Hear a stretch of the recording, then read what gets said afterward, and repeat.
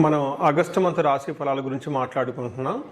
ఇందులో ఒక్కొక్క రాశి కంటే 12 రాశుల వారికి ఈ ఆగస్టు మంత్లో ఎలా ఉంది ఏంటి అని తెలుసుకోబోయే ముందుగా ఈ ఆగస్టు మంత్ యొక్క విశిష్టత, అందులో ఉన్న పండగలు, పర్వదినాలు, విశేషాలు ఏంటో తెలుసుకున్నాము. ఇందులో చూసుకుంటే ఈ ఆగస్టు మంత్ సంకటహర చతుర్థి నుంచి స్టార్ట్ అయ్యి మరలా సంకష్టహర చతుర్థితో ఈ మంత్ అంతా అయిపోతుందని మనం చెప్పుకోవాలి. ఇందులో ఇంకా మనకి ముఖ్యమైన పండుగలు ఏమున్నాయంటే, ఫస్ట్ వచ్చేటప్పటికి మనకి సికింద్రాబాద్ బోనాలు, హైదరాబాద్ బోనాలు, వీటితో పాటుగా గురుమౌఢ్యమి త్యాగం అంటారు. అంటే ఇప్పటిదాకా మనకు గురుమౌఢ్యమి నడిచిందండి. ఎప్పుడైతే 12వ తారీఖు తర్వాత మౌఢ్యమి వెళ్ళిపోతుంది, అక్కడి నుంచి శుభకార్యాలు చేసుకోవచ్చు అని మనం చెప్తూ ఉంటారు. వీటితో పాటుగా మనకి నాగపంచమి అని చాలామంది ఎక్కువగా చేస్తూ ఉంటారు. ఎవరైతే కాలసర్పదోషాలు, నాగ అన్న పేరు పెట్టుకున్న, మానస అన్న పేర్లు పెట్టుకున్న వాళ్ళంతా కూడాను ఈ యొక్క పిల్లలు కావాలనుకునే వాళ్ళు ముఖ్యంగా చాలా ఇంపార్టెంట్. నాగపంచమి అందరూ సెలబ్రేట్ చేసుకోవాలి. ఆ తర్వాత మనకు వచ్చేది వరమహాలక్ష్మి వ్రతం మనం చేసుకుంటాం. అందరం చాలా కళ్ళ పండగ శోభాయమానంగా. అది 21వ తారీఖు ఉంటుంది. తర్వాత మనకి జంధ్యాల పౌర్ణమి, దీనిని రాఖీ పౌర్ణమి లేదంటే గాయత్రి యొక్క మనకి గాయత్రి మాత పుట్టినరోజు అని మనం సెలబ్రేట్ చేసుకుంటూ ఉంటాం అన్నమాట. ఈ ప్రకారంగా అనేక రకమైన శుభకార్యాలు, తర్వాత శ్రావణ మాసం కూడా మనకు స్టార్ట్ అవుతుంది. ఇవన్నీ ఉన్నాయి కాబట్టి ఎన్నో పండగలు, విశేషాలు, పర్వదినాలు కలిగిన ఈ యొక్క ఆగస్టు మంత్లో అందరికీ అష్టైశ్వర్యాలు కలగాలని, భోగభాగ్యాలు కలగాలని, చక్కగా ఉండాలని చెప్పేసి కోరుకుంటూ ఒక్కొక్క రాశి వాళ్ళకి ఎలా ఉందో మనం చూద్దాం.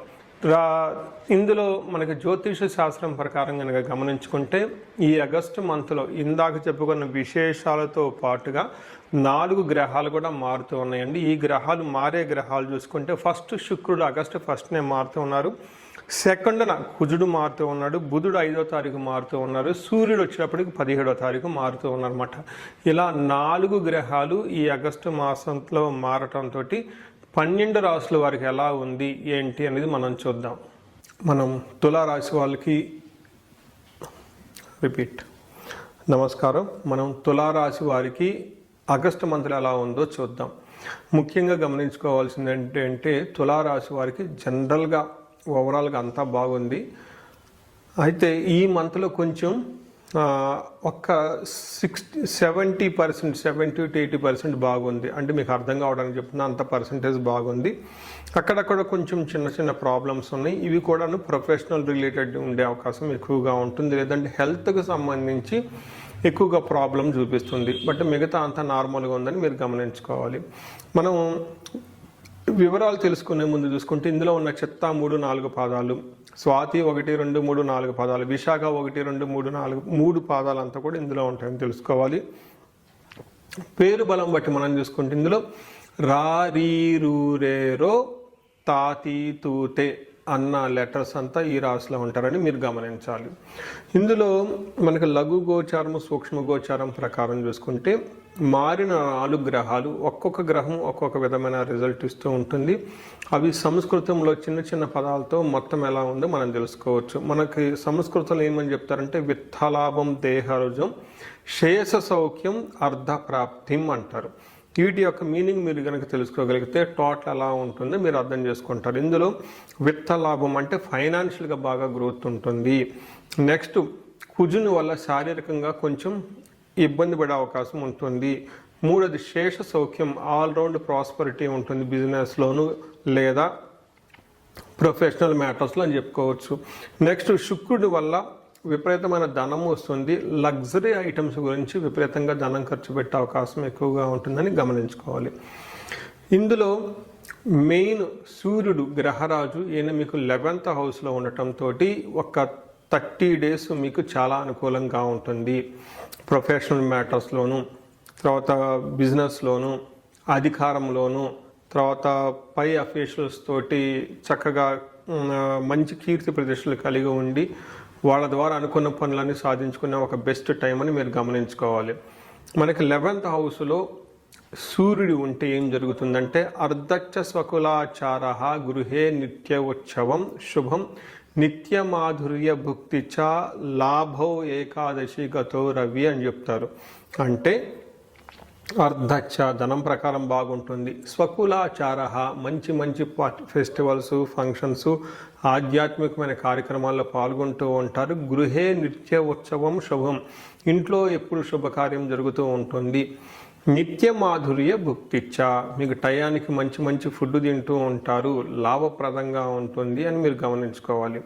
అయితే ఇందులో మీరు ఒక్క విషయంలో కొంచెం జాగ్రత్తగా ఉండాలి. పెద్ద పెద్ద ఇంపార్టెంట్ అయిన మ్యాటర్లు డెసిషన్లు ఈ మంత్ తీసుకోకుండా ఉంటే చాలా బాగుంటుంది. ఎందుకంటే ఇంట్లో అడావుడి ఎక్కువగా ఉన్నప్పుడు, ఫంక్షన్స్ ఉన్నప్పుడు ఇంపార్టెంట్ డెసిషన్స్ తీసుకోకుండా ఉంటే బెటర్.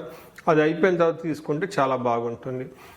నెక్స్ట్, కుజుడు 9వ స్థానంలో ఉండటంతో విపరీతమైన ఖర్చులు పెట్టే అవకాశం ఎక్కువగా ఉంటుంది. స్టమక్ కేక్ రావటం, తర్వాత శత్రువుల ద్వారా స్టమక్. కుజుడు మీకు 9వ రిపీట్ ఓకే, కుజుడు నుంచి మొత్తం రిపీట్. కుజుడు 9వ స్థానంలో ఉండటం వల్ల విపరీతమైన ఖర్చులు పెట్టే అవకాశం ఉంటుంది. రెండోది, కడుపులో నొప్పి వచ్చే అవకాశం ఎక్కువ ఉంటుంది. మూడవది, శత్రువుల వల్ల బాధలు వచ్చే అవకాశం ఉంటుంది. అయితే మనకు సంస్కృతంలో మహర్షులు ఏం చెప్తారంటే, ఎప్పుడైతే కుజుడు 9వ స్థానంలో ఉన్నారో అర్ధచ్చ ఆశనాచ్చ ధనశూన్యం శోషణం దేహపీడనం స్థాననాశనం విరోధంచ నవమస్తే భవేత్ దారాసుతే అంటారు. దాని మీనింగ్ ఏంటంటే, శరీరంలో విపరీతంగా వేడి చేయటము, తర్వాత టయానికి భోజనం చేయకుండా ఉండటం, రెండోది దేహం శోషపీడనం అంటారు, విపరీతంగా ఆకలి అవ్వటం, శరీరం అంతా ఎండిపోయినట్లు ఉండటం, ముఖ్యంగా స్థాననాశనం విరోధచ్చ అంటారు. అంటే చేస్తున్న జాబులో కొంచెం ఇబ్బందులు పడే అవకాశం ఎక్కువగా ఉంటుంది అని చెప్తారు. అయితే ఇంకొక గ్రహం మనం చూసుకుంటే శుక్రుడు 12వ స్థానంలో ఉండటం మిక్స్డ్ రిజల్ట్ అని చెప్తారు. అంటే కొన్నిసార్లు బాగుంటుంది, కొన్నిసార్లు బాగుండదని మనం చెప్పుకోవచ్చు. కొన్ని గ్రంథాల ప్రకారం వీళ్ళకి కష్టం ఎక్కువగా ఉంటుంది, దొంగతనాలు జరిగే అవకాశం ఎక్కువగా ఉంటుంది. మీ యొక్క క్రెడిట్ని, మీరు కష్టపడిన హార్డ్ వర్క్ని వేరే వాళ్ళు వాళ్ళది అని చెప్పుకునే అవకాశం ఎక్కువగా ఉంటుంది. వ్యవసాయం అట్లాంటి పనులు చేస్తే ఆటంకాలు ఉన్నాయని మనకు చెప్తారు. ఇంకొక క్లాసికల్ టెక్స్ట్ ప్రకారం అందులో ఏం చెప్తారంటే, విపరీతమైన లగ్జూరియస్ ఐటమ్స్కి, తర్వాత సుఖంగా ఉండడానికి, సౌఖ్యంగా ఉండడానికి, ఎంజాయ్మెంట్కి సంబంధించి విపరీతమైన ఖర్చులు పెట్టేస్తారు. పాష్గా రిచ్గా ఉండే ఎన్విరాన్మెంట్లో ఎక్కువగా తిరుగుతూ విపరీతంగా ధనం ఖర్చు పెడతారని మీరు గమనించుకోవాలి. అయితే ఇవి మనకు 4 గ్రహాల ప్రకారం. బుధుడు వీళ్ళకి 10th హౌస్లో ఉండటంతో ప్రొఫెషనల్ మ్యాటర్స్లో చక్కగా ఉంటుంది, సాఫ్ట్వేర్ వాళ్ళకి చక్కగా బాగుంటుంది, ఫారిన్లో ఉండే వాళ్ళకి చక్కగా ఉంటుంది. ఎక్కడైతే కమ్యూనికేషన్ రిలేటెడ్, లేదంటే స్పీచింగ్, రైటింగ్, తర్వాత ఇన్వెస్ట్మెంట్స్, ఐటీ ఇలాంటి వాళ్ళందరికీ చక్కగా ఉంటుందని మీరు గమనించుకోవాలి. ఇది మనం ఒక్కొక్క గ్రహం ఏ విధంగా ఉందో మనం ఇప్పటిదాకా చూసుకున్నాం. ఇప్పుడు నక్షత్రం ప్రకారం చూసుకుంటే మనకున్న 3 నక్షత్రాల్లో కూడాను వీళ్ళకి ఒక రకంగా కొంచెం మిక్స్డ్గా ఉంది అని మనం చెప్పుకోవచ్చు. ఇందులో చిత్తా నక్షత్రం వాళ్ళకి చూసుకుంటే ఫస్ట్ పాజిటివ్ పాయింట్ ఏంటంటే, ఈ మంత్ అంతా లాభప్రదంగా ఉంటుంది. రెండోది, పరవాసము, అవుట్ స్టేషన్ వెళ్ళేవాళ్ళు, లాంగ్ ట్రావెల్ చేసే అవకాశం ఎక్కువగా ఉంటుంది. ఫారిన్ ఉండే వాళ్ళకి చక్కగా కలిసి వస్తుందని తెలుసుకోవాలి. అయితే మనకు కొంచెం జాగ్రత్తగా ఉండే విషయం ఏంటంటే, మీరు అనుకున్న పని కాకుండా ఇబ్బంది పడిపోతారు. తద్వారా విపరీతంగా భయంతో ఎక్కువగా ఉండే అవకాశం ఎక్కువగా ఉంటుందని గమనించుకోవాలి. అలానే స్వాతి నక్షత్రం వల్ల కూడా కొంచెం జాగ్రత్తగా ఉండాలి. ఈ నక్షత్రం ప్రకారం వీళ్ళకి హెల్త్ కాంప్లికేషన్స్ ఉంటుంది, కొంచెం అతిగా భయపడే అవకాశం ఎక్కువగా ఉంటుంది, కొంచెం అనుకున్న పని కాకుండా ఇబ్బంది పడిపోతూ ఉంటారని తెలుసుకోవచ్చు. విశాఖ నక్షత్రం వాళ్ళకి కూడా అగైన్ చూసుకుంటే అనుకున్న పనుల్లో కొంచెం ఆటంకాలు ఎక్కువ ఉంటుంది, కొంచెం అతిగా భయపడే అవకాశం ఉంటుంది, హెల్త్ కాంప్లికేషన్స్ కొంచెం జాగ్రత్తగా ఉండాలి. సో మీరు చూసుకుంటే ఓవరాల్గా నక్షత్రాల ప్రకారం కొంచెం జాగ్రత్తగా ఉండటం ఎంతైనా అవసరం. కానీ గ్రహరాజు సూర్యుడు అనుకూలంగా ఉండటంతో, బుధుడు చక్కగా ఉండటంతో, విపరీత వేద అన్న కాన్సెప్ట్తో చూసుకుంటే మీకు ఓవరాల్గా పాజిటివ్గానే ఉంటుంది. అంత కొంచెం ఇబ్బంది పడిన అవసరం లేదని గమనించుకోవాలి. అయితే ఇందులో మనకి ఇంకో కొన్ని చూసుకుంటే స్వాతి విశాఖ నక్షత్రం వాళ్ళకి కార్యహాని, అనుకున్న పనుల్లో కొంచెం ఆటంకాలు వచ్చే అవకాశం ఎక్కువగా ఉంటుంది. చిత్తా నక్షత్రం వాళ్ళకి పశునాశనం అని చెప్తారు. అంటే మీకున్న రిసోర్సెస్ అగ్రికల్చరల్ ఇలా ఎక్కడైనా కనుక ఫామ్ సీట్లో ఉంటే అంత కలిసి రాకుండా ఇబ్బంది పడే అవకాశం ఉంటుందని గమనించాలి. చూశారు కదండి, మీరు గమనించుకుంటే బాగా ఇబ్బంది పడుతున్న గ్రహాల్లో బుధుడు తర్వాత శుక్రుడు ఉన్నారు కాబట్టి ఎక్కువగా లక్ష్మీనారాయణకు సంబంధించిన దేవస్థానాలు విజిట్ చేసిన, సీతారాములు వారిని దర్శించుకున్న, లేదంటే లక్ష్మీ నరసింహ దేవాలయాలకు వెళ్ళి ఇలా విష్ణువు లక్ష్మీదేవి కలిసి ఉన్న దేవాలయాలకు వెళ్ళి చక్కగా పూజలు చేయించుకుంటే చాలా బాగుంటుంది. దీనితో పాటుగా ఎవరైనా కనుక సుదర్శన హోమం అని ఉంటుంది, ఈ హోమం చేయించుకున్నా చాలా కలిసి వచ్చే అవకాశం ఎక్కువగా ఉంటుంది. ఇదంతా మనకి సామాన్యంగా సహజంగా ఉంటుంది.